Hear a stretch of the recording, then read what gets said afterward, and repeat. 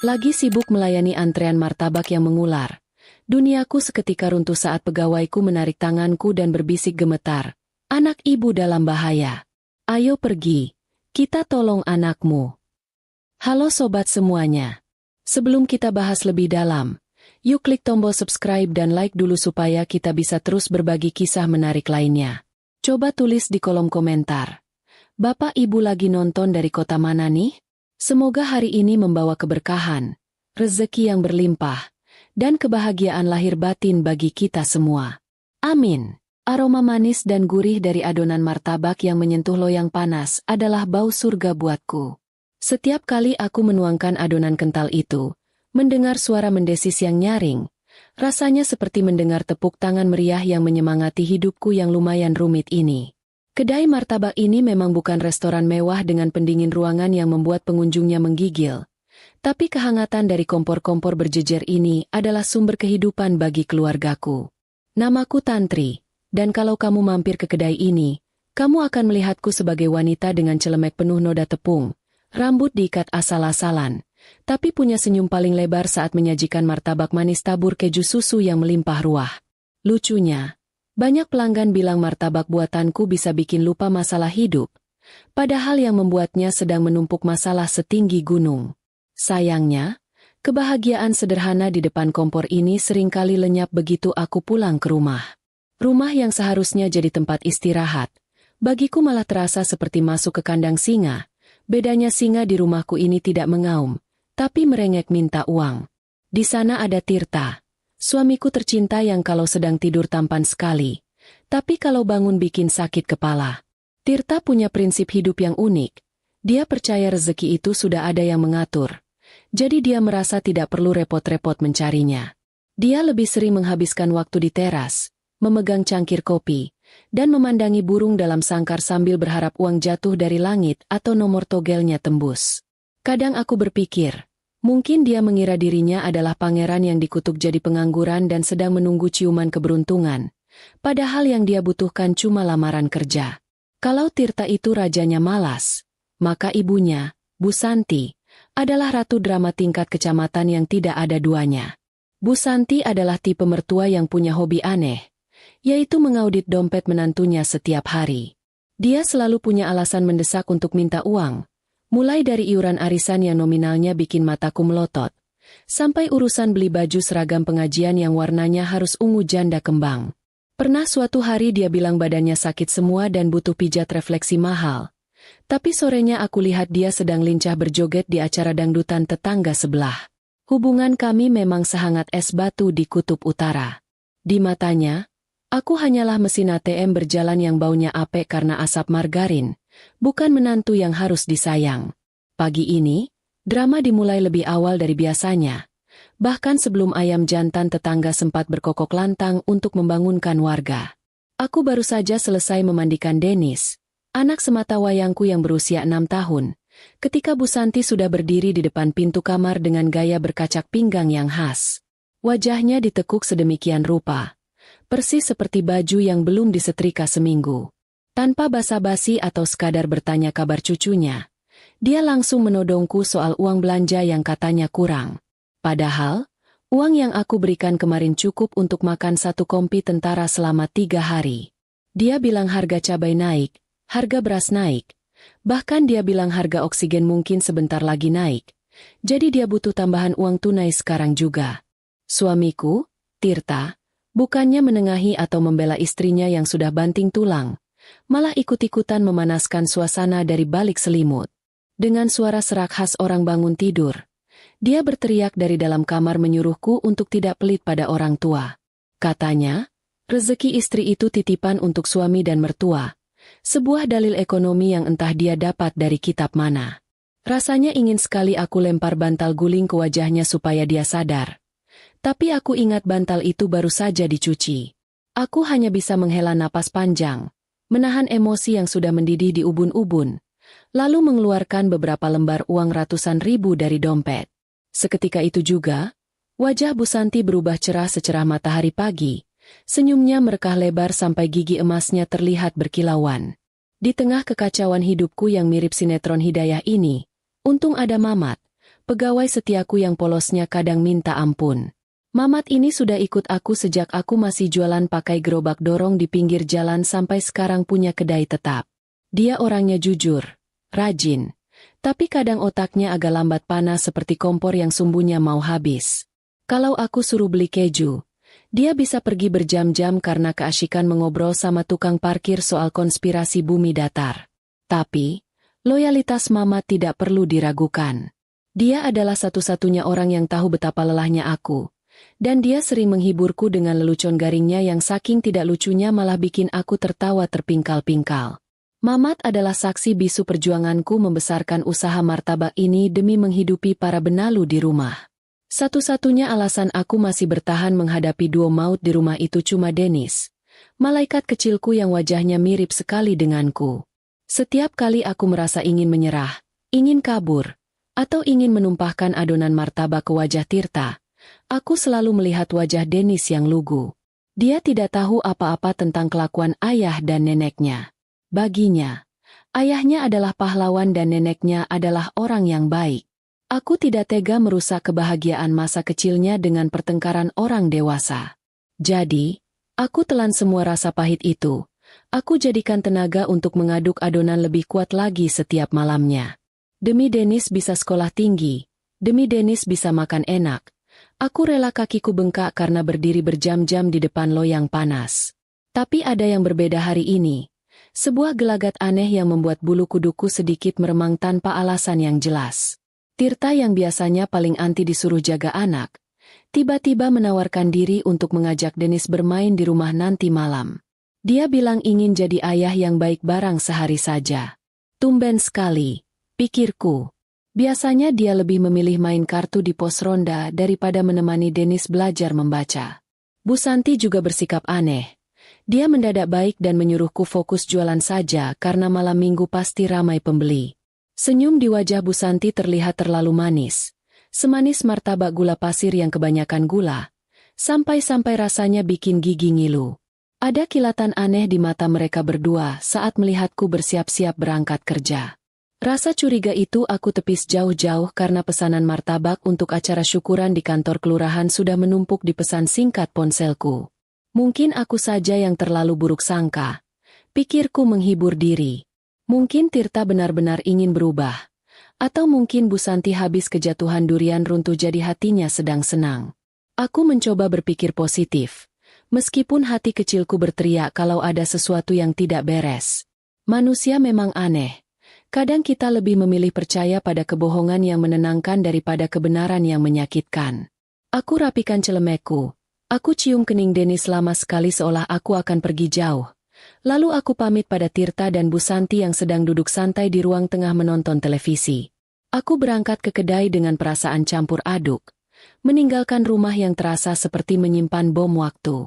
Langit sore mulai berwarna jingga kemerahan. Seolah memberi isyarat bahwa malam ini akan menjadi malam yang panjang dan melelahkan. Di atas motor bututku, aku membayangkan nanti malam kedai pasti akan penuh sesak.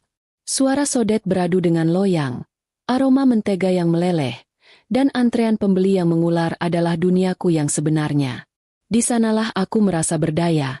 Di sanalah aku menjadi ratu sesungguhnya. Bukan sapi perah seperti saat aku berada di rumah. Tanpa aku sadari, roda motorku berputar menjauh, membawa aku pergi dari rencana jahat yang sedang disusun rapi oleh orang-orang yang seharusnya melindungiku. Dan malam itu, takdir sedang menyiapkan kejutan yang akan mengubah hidupku selamanya.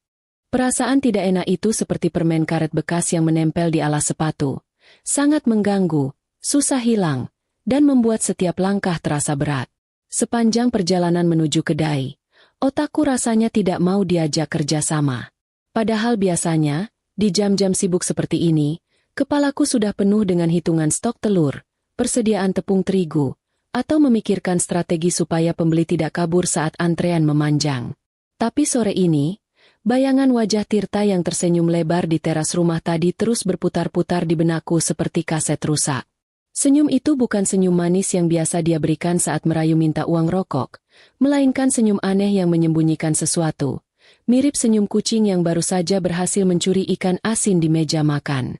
Sesampainya di kedai, Mamat sudah sibuk menata toples-toples selai dengan kerapian yang patut diacungi jempol, meskipun urutan warnanya sedikit bikin sakit mata karena dia buta warna parsial. Melihat kedatanganku yang lesu, Mamat langsung menyambut dengan cengiran khasnya yang memperlihatkan gusi. Dia dengan semangat bercerita kalau hari ini dia berhasil memecahkan rekor mengupas bawang tanpa menangis. Sebuah prestasi yang menurutnya layak masuk buku sejarah dunia. Ocehan Mamat tentang bawang dan drama kehidupan dapur sedikit menghiburku. Setidaknya membuatku lupa sejenak pada keanehan di rumah. Kami pun mulai bersiap, menyalakan kompor, dan menyiapkan adonan. Suara denting spatula dan aroma mentega yang mulai meleleh perlahan membuatku masuk ke mode kerja. Namun, ketenangan itu tidak bertahan lama. Saat tanganku sibuk mengocok telur bebek untuk pesanan martabak telur spesial, pikiranku kembali melayang ke kejadian 1 jam yang lalu di rumah. Waktu itu aku sedang menyisir rambut Dennis setelah memandikannya. Tiba-tiba Tirta masuk ke kamar, bukan dengan wajah masam bangun tidur seperti biasa, tapi dengan wajah segar dan pakaian yang tumben sekali rapi. Dia memakai kaos kerah yang biasanya cuma dipakai setahun sekali saat lebaran. Dia langsung duduk di sebelah Dennis, mengelus kepala anaknya itu dengan gaya yang kaku, persis seperti aktor sinetron yang sedang akting jadi ayah penyayang tapi kurang mendalami peran. Yang membuatku semakin curiga adalah ucapannya. Dengan nada suara yang dibuat selembut mungkin, Tirta mengajak Dennis bermain petak umpet nanti malam. Dennis, yang memang haus kasih sayang ayahnya, langsung bersorak girang sampai loncat-loncat di atas kasur. Tapi lokasi yang dipilih Tirta untuk bermain sungguh tidak masuk akal. Dia bilang tempat persembunyian paling seru adalah di gudang belakang rumah. Gudang itu tempat paling lembab, gelap, dan sarang laba-laba. Seingatku, terakhir kali aku masuk ke sana untuk mengambil sapu bekas. Baunya apek sekali dan banyak tumpukan kardus tidak terpakai. Kenapa harus di gudang? Kenapa tidak di ruang tamu atau di kamar saja? Saat aku protes dan bilang kalau gudang itu kotor dan bahaya buat anak kecil, Tirta malah tertawa meremehkan. Dia bilang aku ini ibu yang terlalu penakut dan mengekang kreativitas anak. Katanya, laki-laki itu harus berani main di tempat gelap biar tidak jadi penakut. Alasan yang terdengar sangat dipaksakan. Dia bahkan bersumpah sudah membersihkan gudang itu siang tadi selagi aku sibuk mencuci baju. Sejak kapan Tirta mau memegang sapu lidi? Memindahkan gelas kopi kotornya sendiri ke dapur saja dia tidak mau. Apalagi membersihkan gudang yang isinya barang rongsokan. Keajaiban dunia macam apa ini? Belum selesai kebingunganku soal Tirta, Bu Santi muncul dari kamarnya dengan dandanan heboh. Bedaknya tebal sekali sampai wajahnya terlihat kontras dengan lehernya. Alisnya digambar tinggi melengkung tajam seperti celurit, dan dia memakai kebaya warna merah menyala yang penuh payet berkilauan. Bau minyak wanginya begitu menyengat sampai bisa tercium dari jarak 5 meter. Dia bilang ada undangan pernikahan kerabat jauh di gedung pertemuan di pusat kota. Yang aneh, biasanya dia akan merengek minta diantar atau minimal minta uang sumbangan. Tapi kali ini, dia diam saja. Dia cuma bilang akan pergi naik taksi daring bersama Tirta setelah Tirta selesai bermain sebentar dengan Dennis. Jadi, Dennis akan ditinggal sendirian di rumah setelah mereka pergi? Aku sempat menawarkan diri untuk membatalkan jualan malam ini demi menjaga Dennis. Perasaanku benar-benar tidak enak meninggalkan anak sekecil itu sendirian. Apalagi di rumah yang besar dan sepi. Tapi, Bu Santi dan Tirta kompak menolak dengan keras. Mereka bilang aku tidak boleh mengecewakan pelanggan. Apalagi malam minggu adalah waktunya panen uang. Tirta meyakinkan aku kalau dia hanya akan pergi sebentar untuk mengantar ibunya. Lalu segera pulang menemani Dennis tidur. Dia bahkan mendorong tubuhku pelan ke arah pintu keluar. Seolah-olah mengusirku secara halus agar segera pergi dari rumah itu. Gerak-gerik mereka seperti orang yang sedang menyembunyikan bangkai. Gelisah dan ingin cepat-cepat sendirian. Lamunanku di kedai buyar ketika Mamat menyenggol lenganku pelan. Rupanya adonan martabak yang aku tuang sudah mulai berlubang-lubang dan pinggirannya hampir gosong karena aku melamun terlalu lama. Mamat menatapku dengan wajah khawatir. Bertanya apakah aku sakit atau sedang kesurupan karena tatapanku kosong sekali. Aku hanya menggeleng, berusaha tersenyum tipis untuk menenangkan pegawaiku yang setia itu. Aku bilang aku cuma kurang tidur dan butuh kopi hitam yang pekat. Mamat dengan sigap langsung berlari ke warung sebelah untuk membelikan kopi, meninggalkan aku sendirian di depan loyang yang panasnya mulai membakar wajah. Aku mencoba fokus kembali. Pesanan mulai berdatangan. Seorang bapak memesan martabak keju tanpa susu, lalu disusul sepasang muda-mudi yang memesan martabak coklat kacang sambil pegangan tangan mesra sekali. Bikin iri saja. Tanganku bergerak lincah menaburkan gula pasir, memotong mentega, dan melipat martabak. Tapi hatiku tertinggal di rumah. Ada suara kecil di kepalaku yang terus berteriak menyuruhku pulang. Bayangan Dennis yang tertawa polos saat diajak ayahnya main ke gudang terus menghantui. Kenapa gudang? Pertanyaan itu terus berulang. Dan kenapa Bu Santi dandan heboh sekali padahal dia bilang cuma kondangan kerabat jauh yang biasanya dia malas datangi? Malam semakin larut. Antrean pembeli semakin panjang. Suara klakson kendaraan yang lewat bersahutan dengan suara musik dangdut dari radio butut milik Mamat yang baru kembali membawa kopi. Aku menyeruput kopi panas itu, berharap rasa pahitnya bisa mengusir gelisah. Tapi nihil. Firasat seorang ibu jarang sekali meleset. Dan saat ini, radar bahaya di dadaku berbunyi nyaring. Aku melirik jam dinding di kedai. Jarumnya bergerak terlalu lambat. Aku berdoa dalam hati. Semoga Tirta benar-benar sudah berubah dan menjaga Dennis dengan baik. Semoga kecurigaanku ini salah. Tapi, jauh di lubuk hatiku, aku tahu ada badai yang sedang bergerak mendekat, dan aku tidak punya payung untuk melindunginya. Aku hanya tidak tahu, badai itu akan meledak dalam bentuk apa. Kesibukan di kedai malam ini benar-benar gila. Seolah seluruh warga kota kelaparan secara serentak dan sepakat menjadikan martabak buatanku sebagai satu-satunya penyelamat perut mereka. Antrean motor sudah mengular sampai ke bahu jalan, membuat tukang parkir dadakan di depan kedai sibuk meniup peluit sampai pipinya kembung. Aku sendiri sudah seperti robot yang diprogram untuk mengocok telur dan membolak-balik adonan tanpa henti. Keringat sebesar biji jagung sudah bercucuran di pelipis. Tapi aku tidak berani menyekanya karena tanganku penuh mentega. Di saat-saat genting seperti ini, Mamat justru meminta izin istirahat sebentar di belakang untuk merokok dan mengecek ponselnya. Sebuah permintaan yang sebenarnya ingin aku tolak, tapi aku kasihan melihat wajahnya yang sudah lecek seperti uang kertas kembalian pasar. Di sudut belakang kedai yang remang-remang, Mamat duduk bersila di atas kerat minuman botol sambil memegang ponsel bututnya yang layarnya sudah retak 1000. Mamat ini sangat bangga dengan ponselnya itu. Katanya meskipun jelek dan sering mati sendiri kalau baterainya masih separuh, ponsel itu punya sinyal sekuat baja. Dia tergabung dalam grup percakapan warga lingkungan rumahku. Grup yang isinya bapak-bapak ronda dan ibu-ibu yang suka membagikan gambar ucapan selamat pagi bergambar bunga mawar. Biasanya grup itu sepi di jam segini. Paling hanya ada 1-2 orang yang mengirim stiker lucu atau laporan pos kamling yang kosong melompong. Tiba-tiba, sebuah bunyi tanda pesan masuk yang nyaring dan cempreng memecah konsentrasi Mamat yang sedang asyik melamun. Bunyinya panjang dan berisik, membuat beberapa pelanggan yang duduk di dekat situ menoleh kaget. Mamat dengan santai membuka kunci layar ponselnya yang lemot. Mulutnya masih sibuk mengunyah gorengan dingin sisa tadi sore. Awalnya dia hanya melihat sekilas, mengira itu pesan salah sambung atau promosi pinjaman uang yang sering mampir ke nomornya. Tapi alis tebal Mamat yang menyatu di tengah itu tiba-tiba berkerut dalam saat melihat nama pengirim pesan di grup warga tersebut.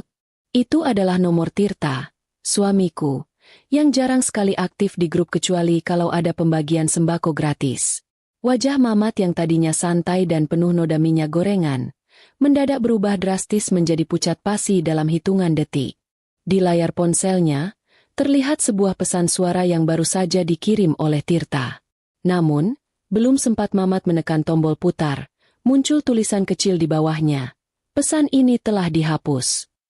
Rupanya Tirta sadar kalau dia salah kirim ke grup warga yang anggotanya ratusan orang, bukannya ke nomor pribadi seseorang. Orang normal pasti akan mengabaikan pesan yang sudah dihapus itu, menganggapnya hanya kesalahan jari yang memalukan. Tapi ponsel Mamat ini ajaib, karena memorinya sering penuh dan sistemnya lambat. Ponsel ini punya kebiasaan aneh yaitu mengunduh otomatis semua media yang masuk ke galeri musik sebelum sempat terhapus oleh aplikasi percakapan. Tangan Mamat gemetar hebat sampai ponsel di genggamannya hampir meluncur bebas ke lantai yang becek. Dia buru-buru membuka galeri musik di ponselnya, mencari berkas audio terbaru yang baru saja mendarat. Jantungnya berdegup kencang, seolah dia tahu ada sesuatu yang tidak beres. Dia menempelkan ponsel itu erat-erat ke telinganya, menekan tangannya yang satu lagi ke telinga sebelahnya untuk meredam suara bising jalan raya. Detik demi detik berlalu, mata Mamat semakin melotot lebar. Mulutnya terbuka sedikit seakan kehabisan oksigen. Gorengan yang tadi dia pegang jatuh begitu saja ke tanah. Tidak lagi berselera untuk dimakan. Aku yang sedang berjuang membalik martabak tebal agar matang merata. Awalnya tidak sadar kalau pegawaiku sedang mengalami guncangan jiwa yang hebat di belakang sana. Aku cuma berteriak memanggil namanya agar segera kembali membantu membungkus pesanan. "Mat, ayo cepat. Ini martabak keju buat Bu Haja sudah dingin." Teriakku tanpa menoleh. Biasanya Mamat akan menyahut dengan jenaka atau berlari tergopoh-gopoh. Tapi kali ini hening. Tidak ada sahutan. Tidak ada suara langkah kaki. Hanya suara hiruk-pikuk pembeli yang tidak sabaran. Mamat mematung kaku seperti patung selamat datang di perbatasan kota. Keringat dingin mulai mengucur deras di lehernya. Pesan suara yang dia dengar itu bukanlah pesan biasa. Itu bukan suara Tirta yang sedang memesan kopi atau mengeluh soal genteng bocor. Itu adalah suara rencana jahat. Suara pengkhianatan yang begitu dingin dan mengerikan. Mamat menatap punggungku dari kejauhan dengan tatapan nanar. Dia tahu, dia memegang rahasia yang bisa menghancurkan malam ini, tapi juga bisa menyelamatkan nyawa seseorang yang sangat berharga. Ponsel butut di tangannya kini terasa panas membara. Seolah menyimpan bara api yang siap membakar kedai martabak ini sampai habis. Dia harus bergerak, tapi kakinya terasa berat seperti ditanam di dalam beton. Asap mengepul tebal dari atas loyang, membawa aroma manis vanili dan gosong mentega yang beradu di udara, menciptakan wangi khas malam minggu yang sibuk. Di depanku, antrean pembeli makin tidak masuk akal panjangnya, persis seperti ular naga yang mau makan mangsanya. Ada seorang ibu-ibu dengan sanggul tinggi yang sedari tadi merepet menyuruhku mempercepat gerakan tangan. Padahal tanganku ini cuma 2, bukan 8 seperti gurita. Dia minta martabak keju susu, tapi susunya harus merek tertentu dan parutan kejunya harus searah jarum jam supaya rasanya lebih estetik, katanya. Permintaan ajaib semacam ini sudah biasa aku hadapi, jadi aku cuma bisa mengangguk-angguk sambil senyum kecut. Menahan diri supaya sodet di tangan tidak melayang ke sanggul ibu itu. Konsentrasiku sedang penuh-penuhnya menaburkan butiran coklat ke atas adonan yang berpori cantik, ketika tiba-tiba suasana berubah kacau. Dari arah belakang, terdengar suara langkah kaki yang terburu-buru, disusul suara keranjang sampah plastik yang tertendang sampai menggelinding berisik. Itu Mamat. Dia berlari menerobos masuk ke area dapur sempit. Bahkan tanpa sadar menyenggol bahu si ibu bersanggul tinggi sampai ibu itu terhuyung dan memekik kaget. Wajah Mamat yang biasanya cengar-cengir tanpa dosa, kini terlihat tegang dan pucat pasi seolah dia baru saja melihat hantu penunggu pohon beringin. Keringat dingin membanjiri dahinya, membuat rambutnya lepek dan menempel di jidat. Belum sempat aku memarahi kelakuan tidak sopannya, Mamat melakukan hal yang membuat jantungku nyaris copot. Tangan kanannya dengan cepat memutar knop kompor gas di hadapanku. Cetek! Api biru yang sedang mematangkan adonan martabak itu seketika padam. Loyang yang masih panas mendesis pelan. Protes karena tugasnya dihentikan paksa. "Heh, Mat, kamu gila, ya?" Bentakku kaget. Mataku melotot lebar. Ini adonan belum matang. Pelanggan bisa ngamuk kalau... Kalimatku terputus paksa. Mamat tidak menggubris amarahku. Dia justru mencengkeram lengan atasku dengan kuat. Cengkeraman yang gemetar tapi penuh urgensi. Dia menarik tubuhku mendekat padanya, mengabaikan tatapan bingung dan teriakan protes dari para pelanggan yang mulai emosi. Napas Mamat memburu. Bau rokok bercampur keringat dan ketakutan menguar dari tubuhnya. Dia mendekatkan bibirnya ke telingaku. Suaranya bergetar hebat namun terdengar sangat jelas di antara hiruk-pikuk klakson jalanan. "Bu, tolong dengarkan saya," bisiknya dengan suara parau yang tercekat. "Anak ibu dalam bahaya. Dennis dalam bahaya besar. Bu, ayo pergi sekarang. Kita harus tolong anakmu sebelum terlambat." Duniaku rasanya berhenti berputar detik itu juga. Suara bising kendaraan, omelan ibu bersanggul, dan desis lo yang panas, semuanya mendadak senyap, tergantikan oleh dengungu ngeri di kepalaku. Sendok tabur yang aku pegang terlepas dari jari-jari yang mendadak lemas. Jatuh berdenting keras menimpa lantai keramik yang berminyak. Aku menatap mata Mamat, mencari tanda-tanda kalau dia sedang bercanda atau mengerjaiku demi konten video lucu-lucuan. Tapi nihil. Di mata pegawaiku yang polos itu, aku hanya melihat ketakutan murni. Ketakutan yang menulariku dengan cepat seperti virus mematikan. Apa maksudmu, Mat? Denis kenapa? Tanyaku gagap. Suaraku hilang timbul. Tidak ada waktu buat jelaskan di sini. Bu, Pak Tirta dan ibunya mereka gila. Mamat menarik lenganku lagi. Lebih keras kali ini, memaksaku melangkah keluar dari balik meja kasir.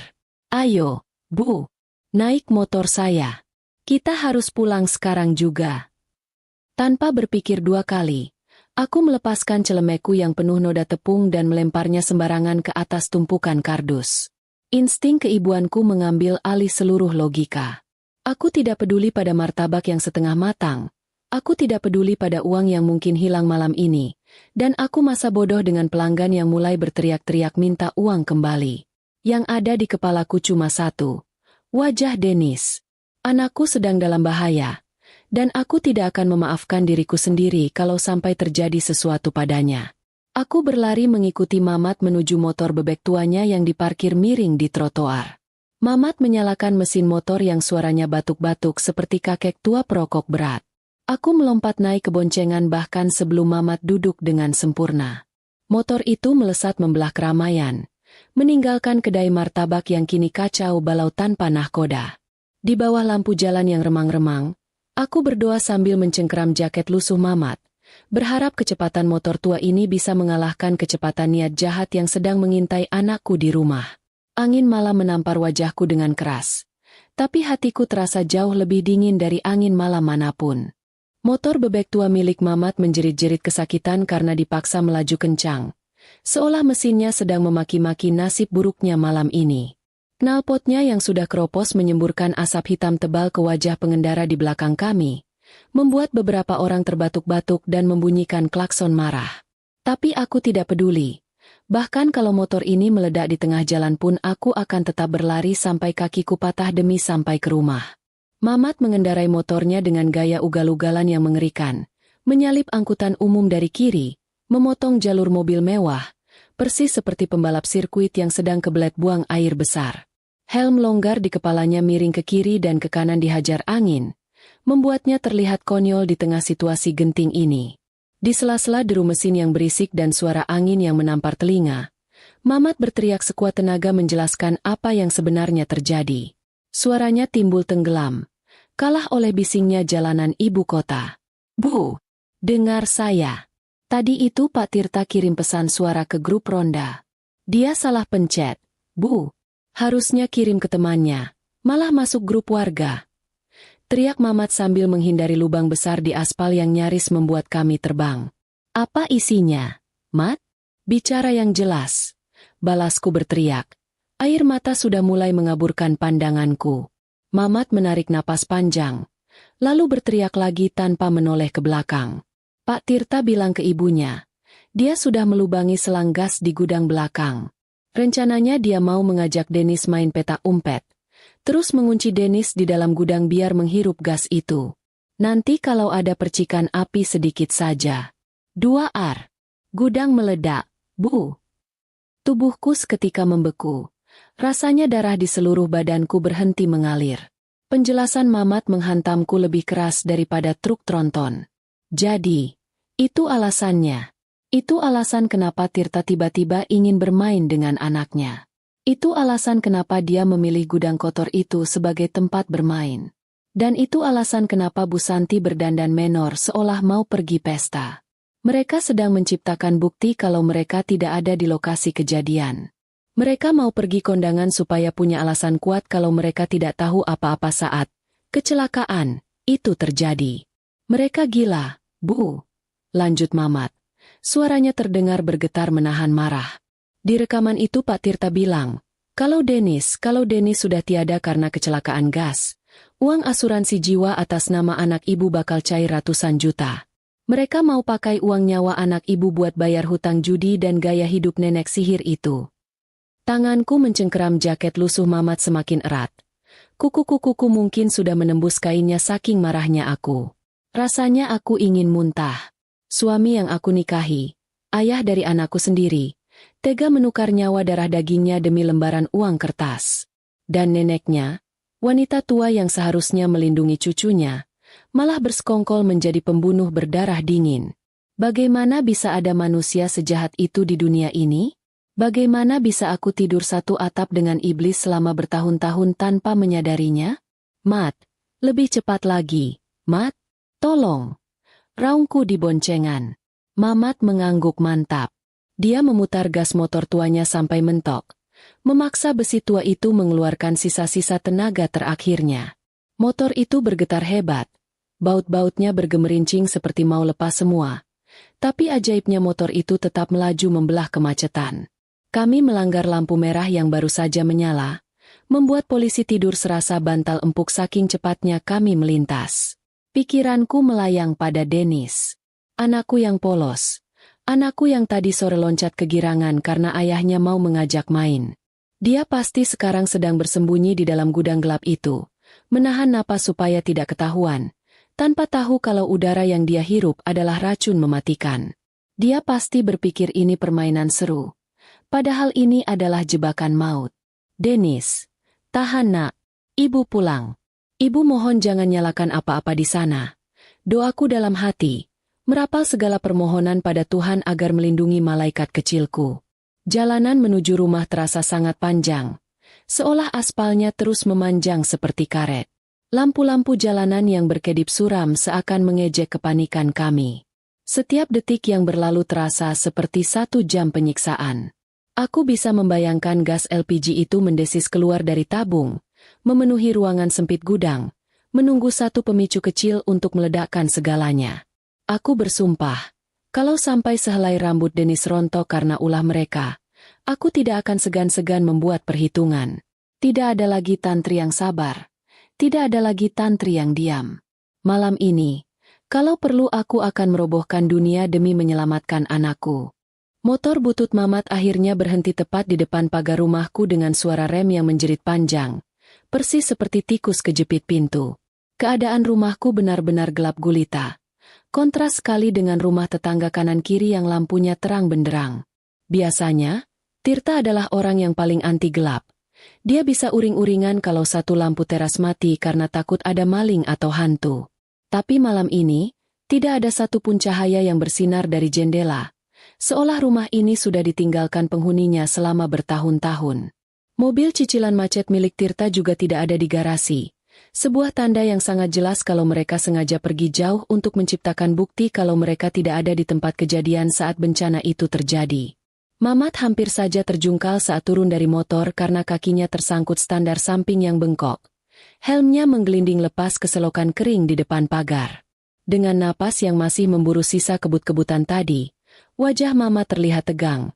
Hidungnya kembang kempis seperti kelinci yang sedang mengendus bahaya. Bau, Bu, baunya sampai sini. Bisiknya ngeri sambil menutup hidung dengan lengan baju kaosnya yang dekil. Aku menarik napas dalam-dalam, dan seketika perutku mual. Benar kata Mamat, bau menyengat khas telur busuk itu sudah tercium samar-samar dari jalan raya, bercampur aneh dengan wangi bunga melati dari pot kesayangan Bu Santi. Kombinasi bau yang bukan pertanda kehidupan, melainkan pertanda maut. Tanpa menunggu Mamat memungut helmnya, aku menabrak pintu pagar besi yang untungnya tidak digembok, hanya diselot biasa. Suara engsel pagar yang berkarat memecah keheningan malam yang mencekam, terdengar nyaring sekali di telingaku yang sedang sensitif.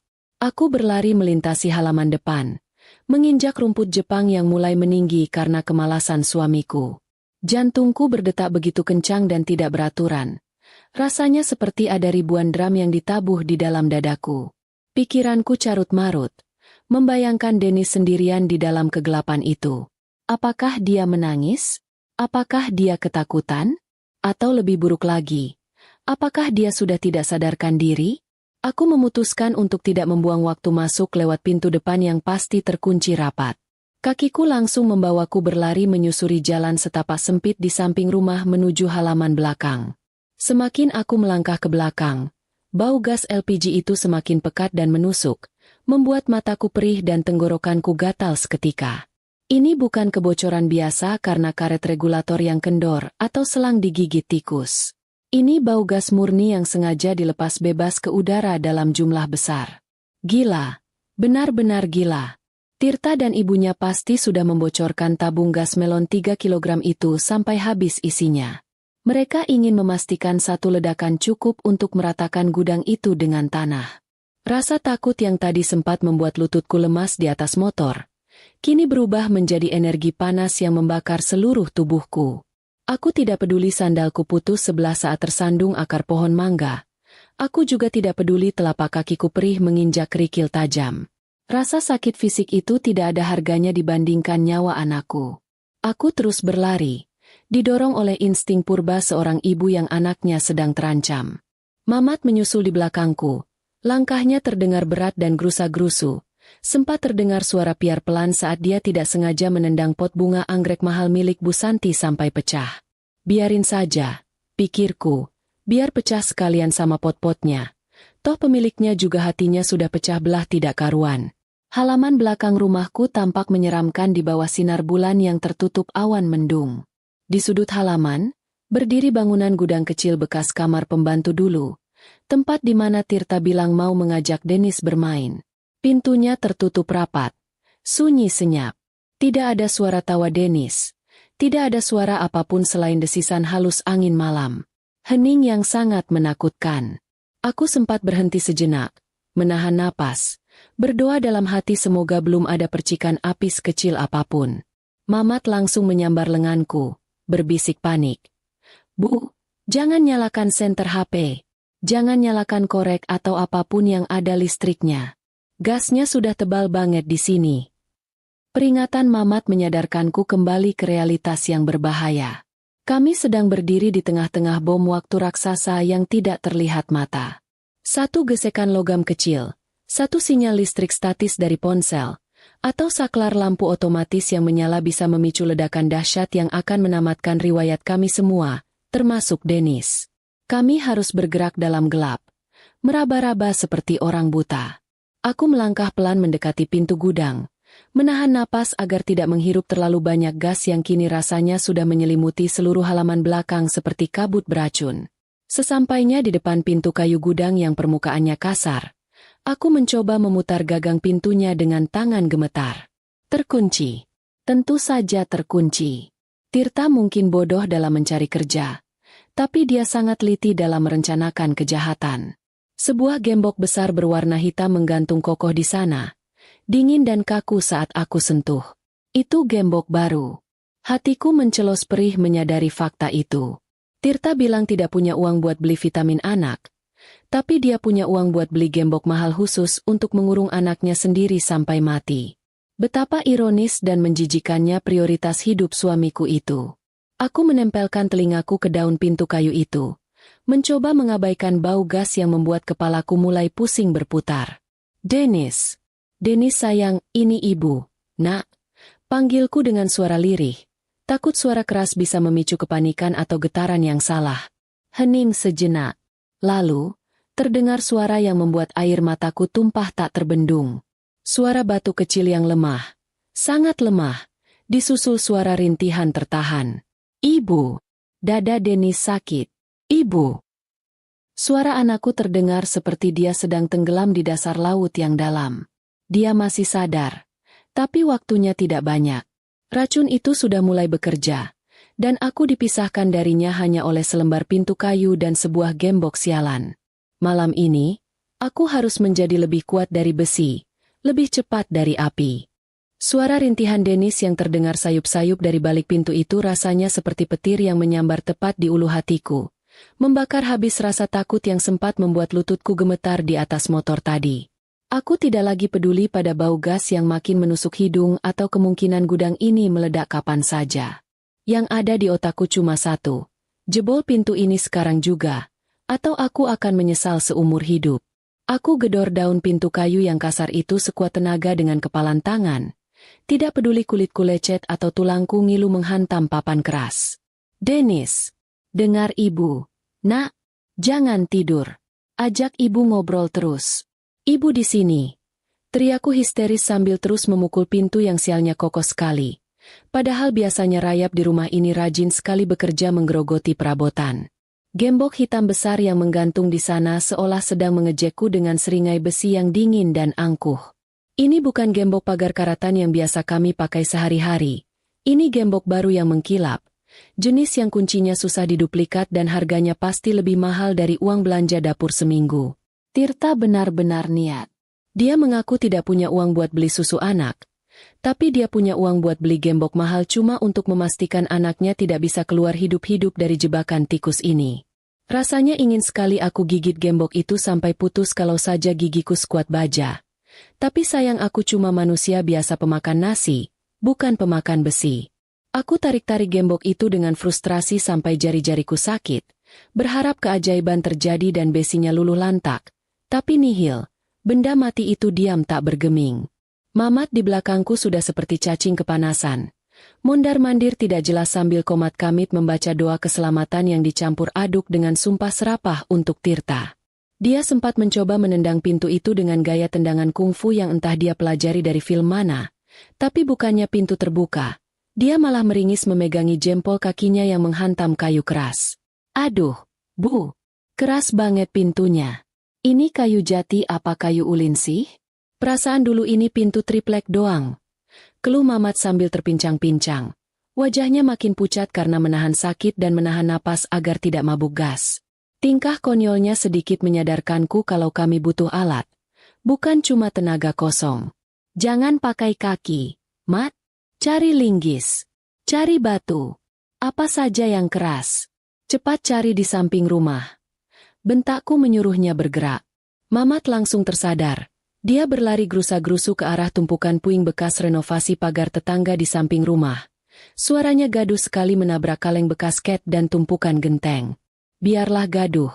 Biarlah tetangga bangun. Aku butuh bantuan. Aku butuh keributan ini supaya dunia tahu ada nyawa yang sedang dipertaruhkan di sini. Sambil menunggu Mamat, aku kembali menempelkan wajahku ke celah pintu yang sempit. Mencoba mengintip ke dalam kegelapan gudang yang pekat. Hidungku perih bukan main menghirup udara beracun yang merembes keluar dari celah itu. Dennis, ayo main tebak-tebakan sama ibu. Nak, hewan apa yang kakinya 1000 tapi jalannya lambat? Pancingku dengan suara bergetar hebat. Berusaha terdengar ceria padahal air mata sudah membanjiri pipi dan membasahi bibirku. Aku harus menjaga otaknya tetap bekerja. Aku harus menjaganya tetap sadar. Suara Dennis terdengar makin lemah. Putus-putus seperti sinyal radio yang baterainya mau habis. Nggak tahu, Bu. Dennis ngantuk banget. Kepala Dennis muter-muter. Tadi ayah bilang mau main peta umpet. Suruh tunggu di sini. Tapi kok ayah nggak datang-datang? Gelap. Bu. Pertanyaan polos itu merobek hatiku lebih perih daripada silet. Tirta, laki-laki pengecut itu, membiarkan anaknya menunggu dalam gelap, ketakutan, dan kesakitan sambil menghirup racun. Sementara dia mungkin sedang enak-enakan duduk di taksi yang nyaman menuju tempat pesta. Amarahku memuncak. Rasa benci pada suamiku sendiri kini meluap-luap melebihi rasa cintaku padanya dulu. Tak lama kemudian, Mamat kembali dengan napas ngos-ngosan sambil memeluk sebuah batu kali yang ukurannya sebesar kepala kerbau. Entah dari mana dia dapat kekuatan mengangkat batu segede itu dengan tubuh kerempengnya. Mungkin kekuatan kepepet atau the power of takut gajinya dipotong kalau gagal menolong. Minggir, Bu. Awas, biar saya hantam gemboknya. Saya dulu juara lomba pukul bantal tingkat RT 3 tahun berturut-turut. Teriak Mamat ngawur, tapi matanya nyalang penuh tekad. Aku segera mundur memberi ruang, meskipun hatiku deg-degan setengah mati. Sebelum Mamat mengayunkan batu, aku sempat menahan napas ngeri karena sadar akan satu bahaya lain. Gesekan batu kali dan besi gembok bisa memercikan bunga api. Di ruangan yang gasnya sudah bocor parah begini, percikan api sekecil apapun sama saja dengan undangan kematian massal. Kami bisa meledak bersama gudang ini. Tapi kami tidak punya pilihan lain. Menunggu polisi atau pemadam kebakaran datang sama saja membiarkan Dennis mati lemas perlahan-lahan. Kami harus berjudi dengan maut malam ini. Hati-hati, Mat. Bismillah, Mat. Hajar. Perintahku setengah berbisik. Mamat mengangguk tegang. Keringat menetes deras dari ujung hidungnya yang mancung ke dalam. Dengan satu tarikan napas panjang dan teriakan tertahan, dia mengangkat batu besar itu tinggi-tinggi dan mengayunkannya sekuat tenaga ke arah gembok jahanam itu. Duar! Suara hantaman batu bertemu besi terdengar memekakan telinga di keheningan malam, membuat tanganku refleks menutup telinga. Gembok itu penyok, tapi belum terbuka. Mama tidak menyerah. Dia mengangkat batu itu lagi, siap untuk hantaman kedua, ketiga, dan seterusnya sampai takdir menyerah pada usaha kami. Kami berpacu dengan waktu, dan waktu sedang tidak berpihak pada kami. Suara benturan batu kali dan besi gembok itu terdengar seperti lonceng kematian di telingaku, nyaring, kasar, dan menakutkan. Setiap kali Mamat mengayunkan tangannya ke bawah, jantungku rasanya berhenti berdetak selama sedetik karena takut melihat percikan api muncul. Di kepalaku sudah terbayang adegan film aksi di mana gedung meledak dan pahlawannya terpental keren dengan latar belakang api. Bedanya ini bukan film, dan kalau meledak kami tidak akan terpental keren melainkan gosong jadi arang. Aku menahan napas sampai dadaku sesak. Mataku tidak berani berkedip menatap titik pertemuan antara batu dan besi itu. Berdoa kepada Tuhan agar hukum fisika tentang gesekan dan api libur dulu sebentar malam ini demi keselamatan anakku. Mamat, pegawaiku yang badannya kerempeng seperti gagang sapu ijuk itu. Entah kerasukan roh apa malam ini sampai tenaganya jadi luar biasa besar. Keringat sudah membanjiri seluruh wajahnya sampai matanya perih kelilipan air asin dari jidatnya sendiri. Tapi dia tidak berhenti memukul.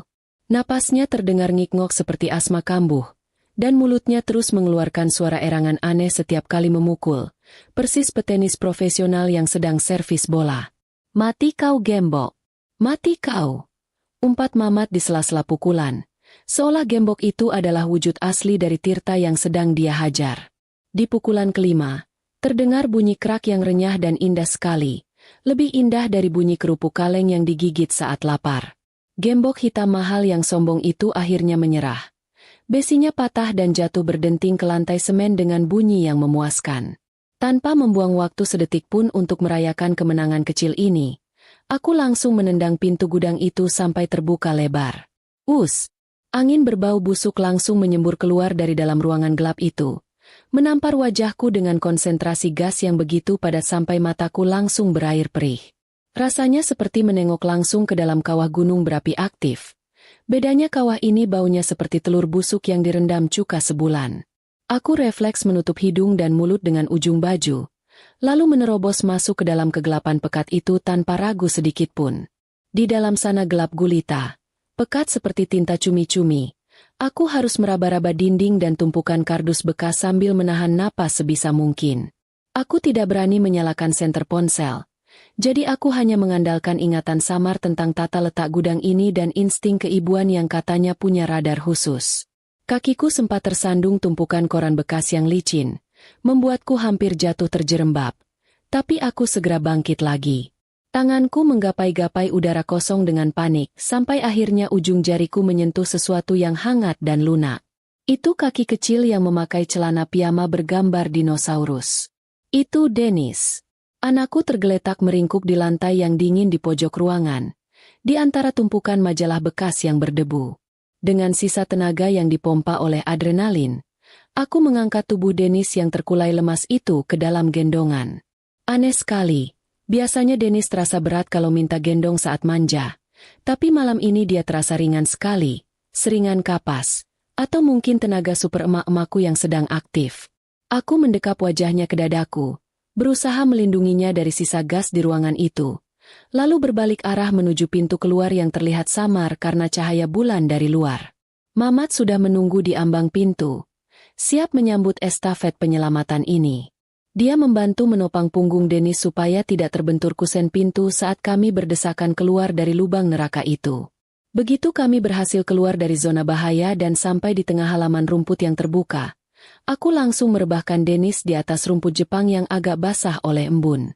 "Dennis, bangun, nak, tarik napas," teriakku sambil menepuk-nepuk pipinya yang terasa dingin dan lembab. Mamat ikut duduk bersimpuh di sampingku. Dia mengipasi wajah Dennis dengan topinya yang bau apek, berharap angin segar bisa masuk ke paru-paru anak itu. Detik-detik itu terasa sangat menyiksa, lebih lama dari menunggu adonan martabak mengembang. Aku menempelkan telingaku ke dadanya, mencari suara detak jantung. Ada. Masih ada detak jantungnya, meski lemah dan pelan sekali. Tiba-tiba, tubuh kecil itu tersentak kaget. Dennis terbatuk-batuk hebat, suara batuk yang kering dan menyakitkan. Tapi bagiku itu adalah suara paling merdu di dunia malam ini, jauh lebih indah dari nyanyian biduan dangdut manapun. Dia memuntahkan sedikit cairan bening dari mulutnya, lalu menarik napas panjang dengan rakus, mengisi paru-parunya dengan oksigen murni yang bebas racun. Matanya perlahan terbuka, sayu dan merah, menatap wajahku dengan bingung. Ibu, kok kita tidur di rumput? Banyak nyamuk. Rintihnya pelan dengan suara serak. Tangis kelegaanku pecah seketika.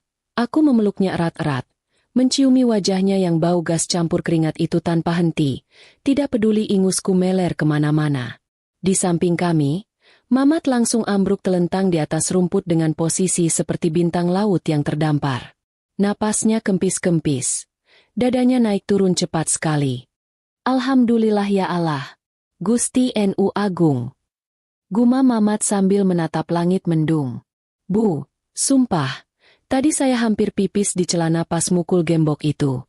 Kalau meledak, saya belum sempat nikah. Bu, masa hantu saya nanti jomblo gentayangan? Celoteh Mamat yang mulai ngawur itu membuatku tertawa di sela tangis. Pegawaiku ini memang ajaib. Di saat genting begini dia masih sempat memikirkan status jomblonya. Tapi aku berutang nyawa padanya. Kalau tidak ada Mamat dan batu kalinya, mungkin aku sekarang sudah menangisi jasad anakku. Setelah memastikan Dennis bisa bernapas dengan lancar, aku membawanya menjauh ke teras depan rumah tetangga yang kebetulan sedang kosong karena penghuninya pergi liburan. Udara di sana lebih bersih dan aman. Mamat berinisiatif lari ke warung terdekat untuk membeli air mineral dan susu beruang. Katanya bagus buat menetralisir racun. Ilmu sok tahu yang kali ini aku amini saja. Sambil memeluk Dennis yang mulai mengantuk lagi karena lelah, aku menatap ke arah rumahku yang gelap gulita. Rumah itu berdiri diam, menyimpan gas mematikan yang gagal meledak. Rencana jahat Tirta dan Bu Santi malam ini gagal total. Tidak ada ledakan, tidak ada kebakaran, dan yang paling penting, tidak ada korban jiwa. Namun, amarah di dadaku justru baru mulai menyala, lebih panas dari api kompor martabak manapun. Mereka menginginkan ledakan? Baiklah, aku akan berikan ledakan. Tapi bukan ledakan gas, melainkan ledakan kenyataan yang akan menghancurkan hidup mereka sampai ke akar-akarnya. Aku akan menunggu mereka pulang. Aku akan duduk di sini, dalam gelap, menunggu mobil mereka masuk ke pekarangan. Aku ingin melihat wajah kaget mereka saat menyadari bahwa skenario sempurna mereka hancur berantakan. Malam ini belum berakhir. Justru pertunjukan utamanya baru akan dimulai. Menunggu musuh datang itu rasanya jauh lebih menyiksa daripada saat bertarung langsung, karena detak jantung dipaksa berpacu tanpa ada tempat untuk melampiaskannya. Aku duduk di teras rumah tetangga sambil memeluk Dennis yang sudah setengah tertidur. Mataku menatap tajam ke arah jalan masuk kompleks yang gelap. Di sekeliling kami, beberapa tetangga mulai bermunculan satu persatu. Penasaran dengan keributan Mamat tadi yang memukul gembok seperti orang kesurupan. Ada Pak RT yang keluar cuma pakai sarung dan kaos kutang. Ada Bu Hajah sebelah yang masih pakai masker wajah warna hijau. Semuanya bertanya-tanya kenapa bau gas menyengat sekali malam ini. Mamat, dengan gaya sok pahlawan kesiangan, sibuk menjelaskan situasi kepada bapak-bapak ronda. Meski ceritanya agak dilebih-lebihkan seolah dia baru saja menjinakkan bom nuklir dengan tangan kosong. Tak lama kemudian, sorot lampu mobil yang menyilaukan membelah kegelapan jalan, mendekat perlahan ke arah rumahku. Itu mobil sedan butut milik Tirta. Mobil yang cicilannya sering macet dan akulah yang harus menalangi bunganya. Jantungku berdesir hebat. Bukan karena rindu, tapi karena rasa jijik yang tiba-tiba naik sampai ke tenggorokan. Mobil itu berhenti tepat di depan pagar rumah yang terbuka lebar. Mesinnya mati, dan suasana mendadak hening mencekam. Para tetangga yang tadi berbisik-bisik langsung diam, seolah menantikan adegan drama di panggung teater rakyat. Pintu mobil terbuka. Tirta turun lebih dulu dari sisi pengemudi. Wajahnya terlihat tegang namun matanya menyiratkan kebingungan saat melihat rumah masih berdiri tegak, tidak rata dengan tanah, dan tidak ada kobaran api yang dia harapkan. Disusul kemudian Bu Santi turun dari kursi penumpang dengan susah payah, karena sepatu hak tingginya tersangkut di aspal. Dandanan mertuaku itu masih cetar membahana. Bedaknya belum luntur sedikit pun, menandakan dia bahkan tidak keringatan sama sekali saat meninggalkan cucunya dalam bahaya. Begitu turun, hidung mereka berdua kembang kempis. Jelas sekali mencium bau gas yang masih menggantung pekat di udara. Dan dimulailah pertunjukan sandiwara kelas tri itu. Bu Santi tiba-tiba menjerit histeris dengan suara melengking yang bisa memecahkan gelas kaca. Tangannya menepuk-nepuk pipi seolah kaget setengah mati. Ya ampun! Bau apa ini? Gas bocor? Kebakaran? Tolong! Cucu saya di mana? Dennis! Dennis! Teriaknya sambil berlari-lari kecil dengan gaya yang sangat dibuat-buat. Persis akting pemain sinetron Naga Terbang yang naskahnya baru dibaca 5 menit sebelum syuting. Tirta tidak mau kalah. Dia ikut berteriak memanggil nama Dennis dengan nada panik yang terdengar sumbang di telingaku. Mereka berlari masuk ke halaman. Tapi langkah mereka terhenti saat melihat kerumunan tetangga di teras sebelah. Mata mereka membelalak kaget saat melihat Dennis sedang duduk tenang di pangkuanku. Hidup, utuh, dan bernapas. Ada kilatan kecewa yang sangat tipis di mata Tirta. Hanya sepersekian detik. Sebelum akhirnya dia mengganti ekspresinya menjadi wajah lega yang palsu. Sungguh, kalau ada piala penghargaan untuk aktor paling munafik sedunia, suamiku pasti juara umumnya. Bu Santi langsung menyerbu ke arahku. Telunjuknya yang dihiasi cincin batu akik besar menuding tepat di depan hidungku. Tantri, kamu ini ibu macam apa? Hah? Semburnya galak, mengubah strategi dari panik menjadi menyalahkan. Kamu pasti lupa mematikan kompor sebelum berangkat jualan, kan? Lihat itu, bau gas di mana-mana. Kamu mau membakar rumah ini? Kamu mau membunuh cucuku karena kamu sibuk cari uang receh.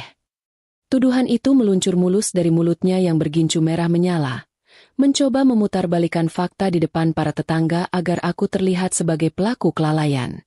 Para tetangga mulai kasak-kusuk. Beberapa menatapku dengan pandangan curiga termakan omongan Bu Santi. Tapi aku tetap duduk diam, menatap mata mertuaku itu dengan tatapan sedingin es batu. Aku tidak membantah, tidak menangis, dan tidak berteriak. Reaksi tenangku ini justru membuat Bu Santi salah tingkah. Biasanya aku akan menunduk takut atau menangis minta maaf kalau dimarahi. Tapi malam ini, tantri yang itu sudah mati terkubur bersama rasa hormatku pada mereka. Tirta kemudian maju mendekat, mencoba mengambil peran sebagai ayah bijaksana penengah suasana. Dia berlutut di depanku, merentangkan tangannya lebar-lebar ke arah Dennis. Sudah, Bu, jangan dimarahi, yang penting Dennis selamat. Katanya dengan suara lembut yang dibuat bergetar haru. Sini, nak, sama ayah. Ayah khawatir sekali sama kamu. Untung Tuhan masih sayang sama kita. Dia mencoba meraih tubuh Dennis, ingin memeluknya untuk melengkapi citra ayah penyayang di depan warga. Saat tangan Tirta yang kasar itu hampir menyentuh piyama Dennis, meledaklah pertahananku. Dengan gerakan secepat kilat, aku menepis tangan suamiku itu dengan keras. Plah! Suara tepisan itu terdengar nyaring di keheningan malam. Dennis kaget dan makin membenamkan wajahnya ke dadaku. Aku berdiri perlahan, mengangkat wajahku tinggi-tinggi, menatap Tirta dengan sorot mata penuh kebencian yang belum pernah dia lihat selama 7 tahun pernikahan kami. Jangan sentuh anakku dengan tangan kotormu itu, Mas. Desisku tajam, suaraku rendah tapi menekan, membuat bulu kuduk orang yang mendengarnya meremang. Jangan berani-beraninya kamu menyentuh sehelai rambut pun dari kepala Dennis setelah apa yang kamu lakukan padanya malam ini. Tirta terlonjak mundur. Kaget melihat keberanianku. Kakakmu bicara apa sih, Tan? Aku kan ayahnya. Wajar dong aku mau peluk anakku. Jawabnya gagap. Keringat dingin mulai muncul di pelipisnya. Ayah. Aku tertawa sinis. Tawa yang terdengar miris. Ayah macam apa yang mengajak anaknya main petak umpet di gudang, lalu menguncinya dari luar dengan gembok baru, dan membiarkan gas bocor di dalamnya? Ayah macam apa yang meninggalkan anaknya mati lemas demi uang asuransi? Suara kerumunan tetangga mendadak riuh rendah seperti pasar tumpah. Bu Santi wajahnya langsung pucat seperti mayat. Bibirnya gemetar tak bisa berkata-kata. Tirta mencoba membela diri. Wajahnya memerah padam. Kamu gila ya? Jangan menuduh sembarangan. Itu fitnah. Mana buktinya? Kamu stres jualan martabak jadi halusinasi.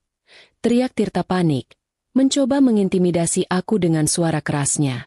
Aku tersenyum miring. Lalu menoleh ke arah Mamat yang berdiri di pojok sambil memegang ponsel bututnya dengan gaya siap tempur. Mamat, tolong putar lagu favorit kita malam ini.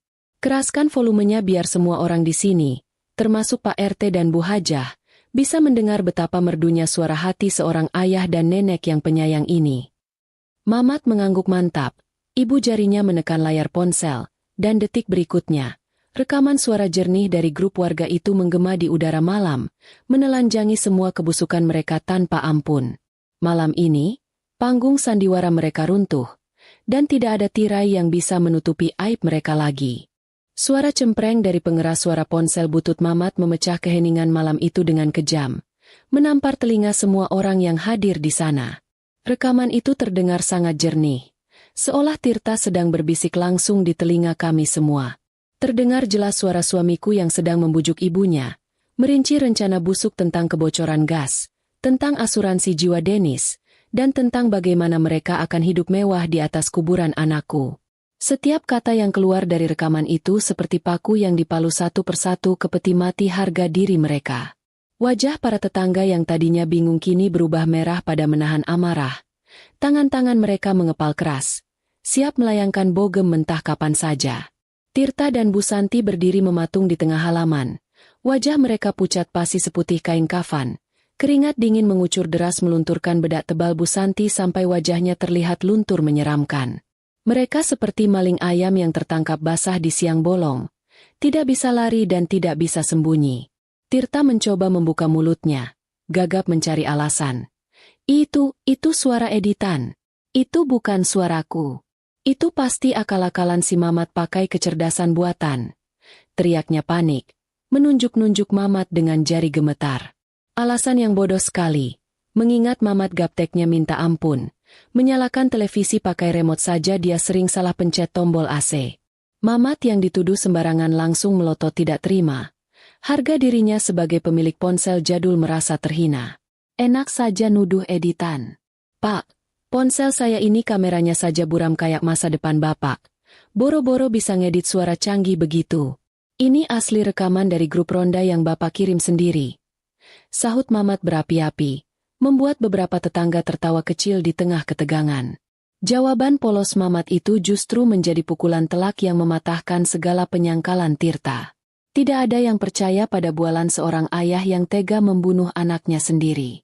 Situasi semakin memanas ketika Bu Santi, dengan sisa-sisa tenaga nenek sihirnya, tiba-tiba mencoba menerjang maju hendak merebut ponsel dari tangan Mamat.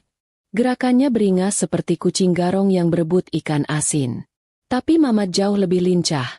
Dia melompat mundur sambil mengangkat ponselnya tinggi-tinggi ke udara, menari-nari mengejek Bu Santi yang pendek dan kesusahan menjangkau. Eits, tidak kena. Barang bukti ini, Bu. Jangan main kasar.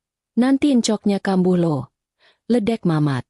Bu Santi akhirnya menyerah, napasnya ngos-ngosan. Dia terduduk lemas di aspal sambil menangis meraung-raung. Kali ini bukan tangisan sandiwara, tapi tangisan ketakutan karena sadar tamatlah riwayatnya. Di tengah kericuhan itu, suara sirine mobil polisi terdengar mendekat dari ujung jalan, meraung-raung membelah malam. Rupanya Pak RT yang bijaksana sudah diam-diam menelepon polisi sejak Mamat mulai menceritakan kronologi kejadian tadi. 2 mobil patroli berhenti tepat di depan rumah. Lampu rotator birunya berputar menyilaukan mata, memberikan efek dramatis pada akhir kisah tragis keluarga ini. Beberapa polisi turun dengan gagah. Borgol besi berkilauan di pinggang mereka, siap menjemput tamu istimewa malam ini. Tirta yang melihat polisi datang langsung lemas lututnya. Dia merosot jatuh ke tanah. Nyalinya yang tadi besar saat merencanakan pembunuhan kini menciut sekecil biji sawi. Proses penangkapan itu berlangsung cepat namun sangat memuaskan batin. Polisi membacakan hak-hak mereka, sementara tangan Tirta dan Bu Santi diborgol ke belakang punggung. Pemandangan itu sungguh kontras dan menyedihkan. Mereka yang tadi sore berangkat dengan pakaian pesta necis dan wangi, kini pulang dijemput mobil patroli dengan tangan terikat seperti kriminal kelas 3. Bu Santi sempat mencoba memohon pada polisi dengan alasan dia sudah tua dan sakit-sakitan. Tapi polisi tidak bergeming. Kejahatan tetaplah kejahatan. Tidak peduli pelakunya nenek-nenek berdandan menor atau pemuda gagah. Para tetangga bersorak menyoraki mereka saat digiring masuk ke dalam mobil polisi. Sebuah sanksi sosial yang jauh lebih menyakitkan daripada tamparan fisik. Saat mobil polisi itu perlahan bergerak menjauh membawa benalu-benalu hidupku, rasanya ada beban ribuan ton yang diangkat dari pundakku. Rumah besar di depanku ini masih gelap dan bau gas, tapi entah kenapa udaranya terasa jauh lebih segar dan ringan untuk dihirup. Tidak ada lagi Tirta yang malas. Tidak ada lagi Bu Santi yang serakah. Malam ini aku kehilangan suami dan mertua, tapi aku mendapatkan kembali kemerdekaanku sebagai manusia dan sebagai ibu. Aku menatap Denis yang masih tenang dalam pelukanku. Dia tidak mengerti sepenuhnya apa yang terjadi, tapi dia tahu bahwa dia aman bersamaku. Mamat mendekatiku sambil mengusap keringat di dahinya. Senyum lebarnya kembali menghiasi wajah lugunya. Bu, sudah beres semua. Penjahatnya sudah diangkut ke Hotel Prodeo. Tapi ngomong-ngomong, saya lapar banget, Bu. Tadi gorengan saya jatuh belum sempat dimakan. Boleh nggak nanti saya minta dibikinkan martabak telur spesial 4 telur? Gratis ya, Bu. Sebagai bonus penyelamatan dunia malam ini. Celetuk Mamat tanpa dosa, memecah suasana haru menjadi tawarnya. Aku tertawa lepas. Tawa yang sudah lama hilang dari hidupku. Mamat memang pahlawan tanpa tanda jasa yang perutnya tidak bisa diajak kompromi. Boleh, Mat.